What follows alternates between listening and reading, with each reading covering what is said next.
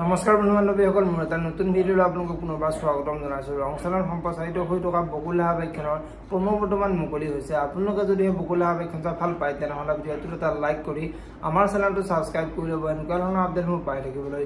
বকুল আহ্বায়কখনৰ আজিৰ খণ্ডিত দেখিবলৈ পাব মন্দিৰা আৰু আদিৰ মাক কাপোৰ কিনি আহি থাকোঁতে মন্দিৰা আদিৰ মাকক আপুনি বাৰু গাৰ্গীক কেনে পালে? মোৰ কিন্তু গাৰ্গীক বহুত পচন্দ হৈছে। ছোৱালীজনী দেখাটো ধুনীয়া আৰু তাই আপোনাক সেৱা কৰি মোৰ মন জয় কৰি পেলাইছে বুলি আদিৰ মাকৰ আগত ক'ব।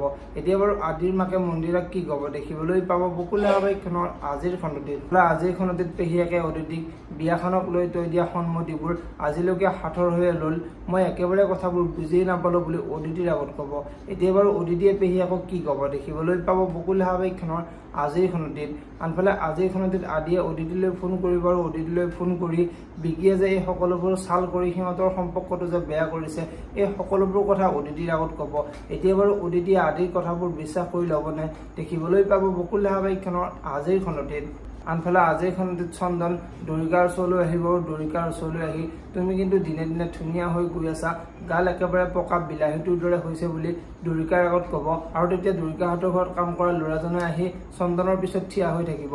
এতিয়া বাৰু কাম কৰা ল'ৰাজনে চন্দনক কি ক'ব দেখিবলৈ পাব বকুল আহ্বায়কখনৰ আজিৰ খণ্ডটিত।